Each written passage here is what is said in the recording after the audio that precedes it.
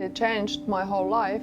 Everything in my life in the virtual world basically went to hell. Jessica Aro is a Finnish journalist whose life turned upside down when she started investigating Russian trolls. They also published my contact information, my phone number, my email address.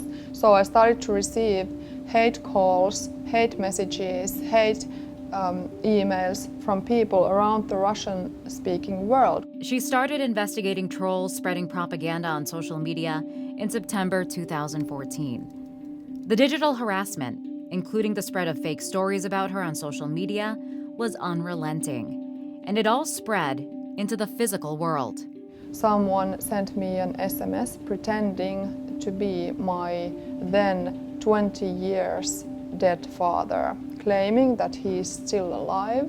How do you know that this is originated in Russia and this was a Russian troll operation? It's quite easy. When you look at the first stories, fake stories made about me, they were only on Russian language troll fake news media, which are published inside Russia. And the kind of attack Jessica faced is now being felt on a much larger scale. The Russians employed thousands of paid internet trolls and botnets to push out disinformation and fake news at a high volume.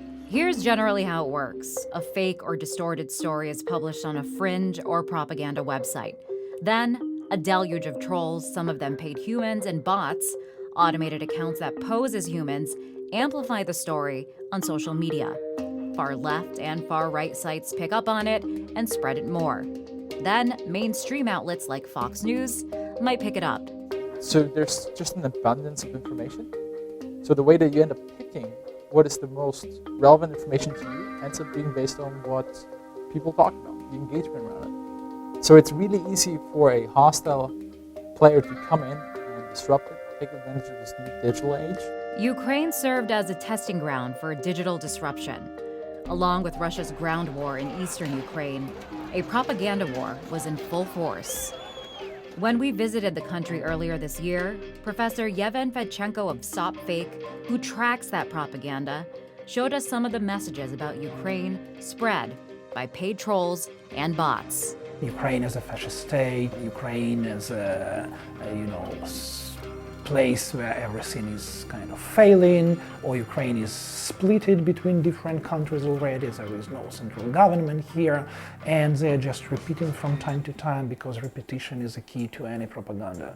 And also the use of different conspiracy theories and other ideas which again were pretty much marginal before, but then because of the repetition and permanent kind of discussion of it, they became a part of the mainstream. Efforts like StopFake hope to identify and counter disinformation. That's increasingly important as trolling tactics become a regular disruptor for people and for democracies. This is a threat to freedom of speech, to free flow of information, and in a situation where such trolls can be used into mobilizing people into actions, it's also a big threat to national security.